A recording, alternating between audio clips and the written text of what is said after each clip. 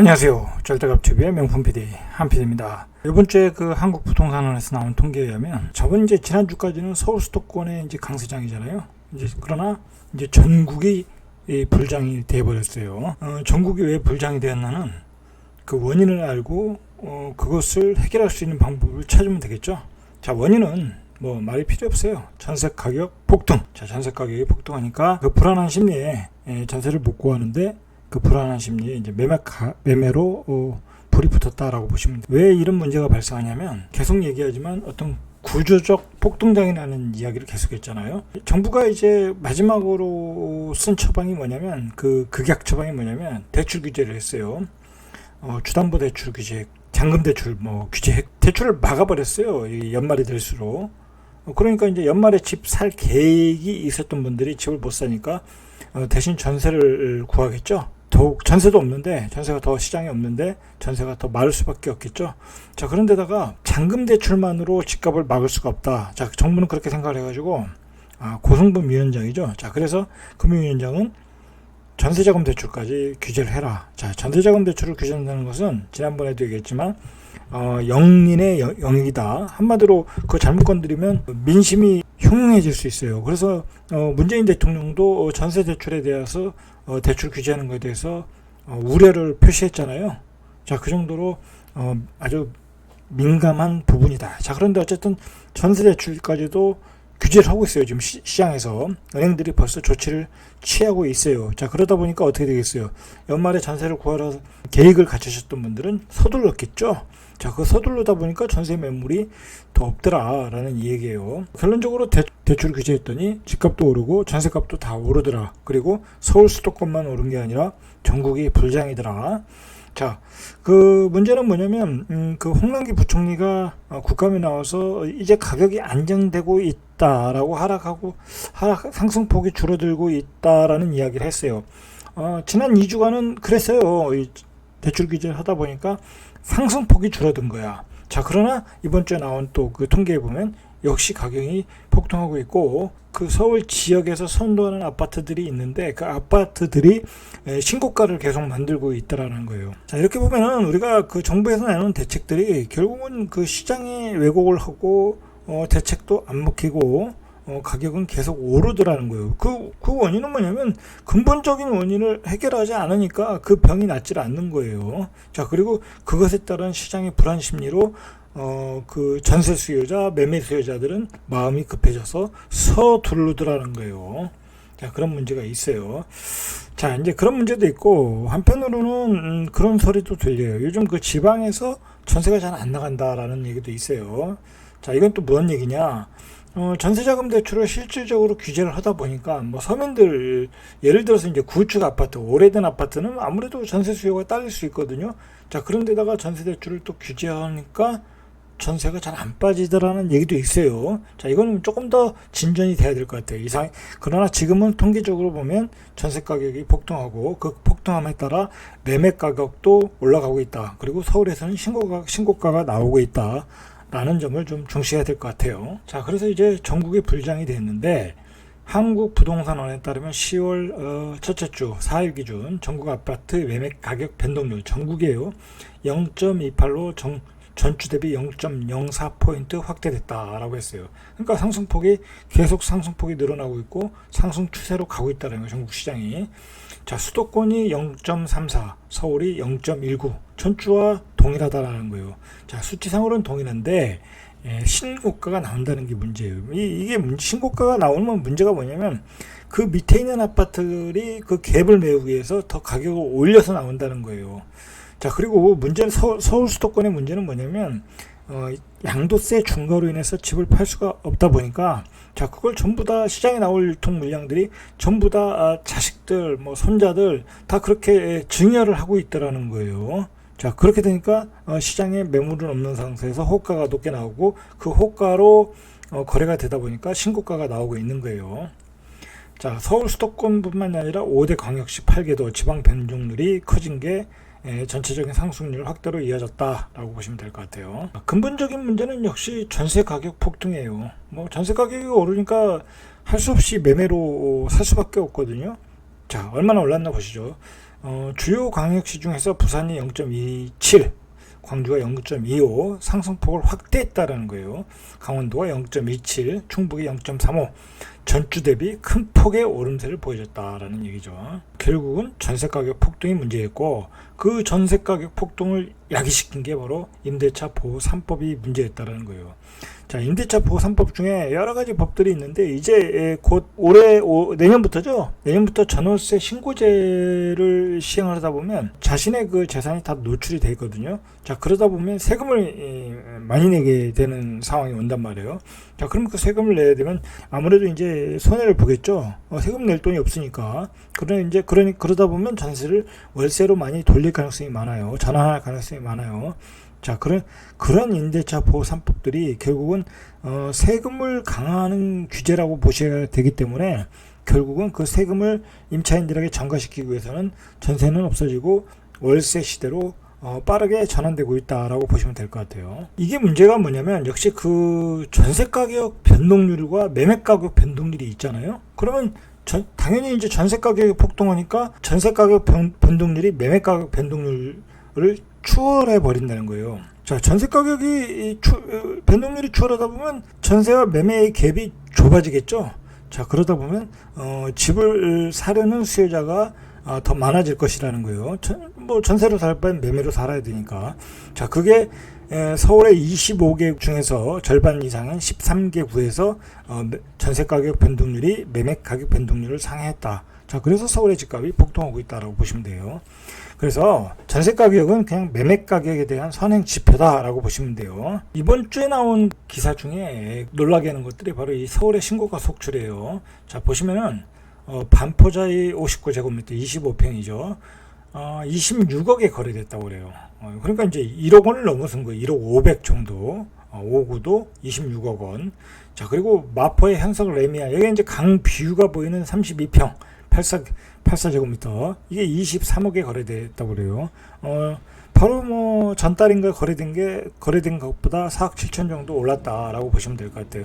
자, 그러나 이제 이거는 강뷰가 보이는 아파트라고 그래요. 그래서 가격이 전달에 거래됐던 것보다 이렇게 많이 올랐다. 그러나 강뷰에도 불구하고 이 가격은 이제 전보다는 너무 많이 올랐다라는 거죠. 4억 7천 정도는 강뷰의 가치보다 더 오버 밸류 될 수 있다라는 얘기예요. 뭐라고 할까요? 물건이 안 나오니까 그냥 그 실수요자들이 비싼 가격에 이렇게 높은 호가에도 사고 있다라는 거예요. 이게 문제가 뭐냐면 지난번에도 얘기했지만 이게 서울의 문제뿐만이 아니래요. 뭐 송도에도 그렇고 뭐 기타 그 인기 있는 지역들 가서 보면 지난 그 직전에 거래된 그 실거래와 현재 나와 있는 아파트와의 호가의 차이가 너무 많이 난다는 거예요.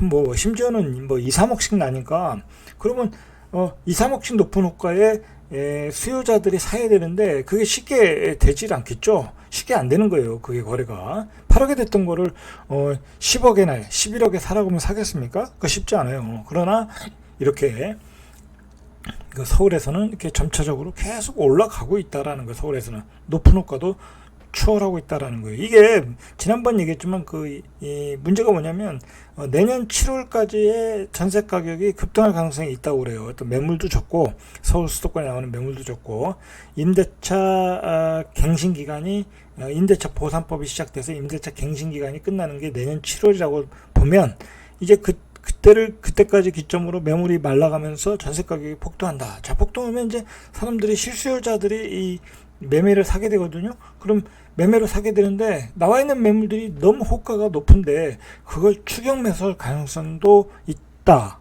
자, 그것을 전문가들은 염려하고 있다라는 거예요. 그게 문제라는 거예요. 만약에 그래서 거래가 또 거기서 많은 거래가 이루어지면 그게 또 가격이 되고 아파트 가격은 이제 완벽한 버블 구간으로 갈 수 있다라는. 서울의 핵심 지역인 강남구 압구정동의 한양 8차, 여기 압구정동이죠. 전용 210짜리가 72억 원에 거래됐다. 이게 이제 한 68평형이니까 이건 벌써 이제 1억이 넘었죠. 대형 평수도 1억이 넘었다는 거예요. 자, 이게 7월에 66억에 거래됐으니까 두 달 만에 6억 원이 올랐다라는 거예요. 이렇게 급등한 호가를 쫓아서 사면서 서울에서 신고가가 나오고 있다라는 게 문제예요. 이제 서울은 평균 12억이라고 그래요. 이거 체감이 안 되는 금액이죠. 12억. 쉽지 않은 금액이죠. 12억을 가지고 집을 산다. 12억을 모은다. 그거 쉽지 않아요. 셀러리맨으로서. 뭐 전에 이제 내가 집을 가지고 있어서 그게 가격이 오르면은 뭐 그걸 기반으로 살 수 있는데, 문제는 이제 20대, 30대 결혼하고 이제 사회에 첫 발을 내대서 내 집을 장만하는 영끌 세대들이 일단 부담이 막중해졌다라는 거죠. 자, 노원구 포레나 그 노원구에서도 두 건 정도가 5구 25평이죠. 10억대가 넘었다라는 거예요. 10억 5천만 원에 거래됐다. 자, 이렇게 버블 구간으로 가고 있다라는 얘기예요. 자, 도봉구도 8월 22일 주공 19단지 9억 7,700만 원에 거래됐다. 이거 뭐 상상도 할 수 없는 가격이죠. 뭐 노도강 뭐 그랬잖아요. 약간 좀 입지가 떨어지는 지역, 서울에서도 노도강 뭐 그랬잖아요. 이제 이런 노도강도 5구가 10억이 넘는다라는 얘기예요. 영등포구에서도 11일 당산 센트럴 아이파크가 15억 3천만 원. 자, 이거는 이제 84겠죠. 84. 15억 3천만 원에 거래가 됐다라는 거예요. 자, 이제 이거 사실상 사기가 쉽지 않은 가격이에요.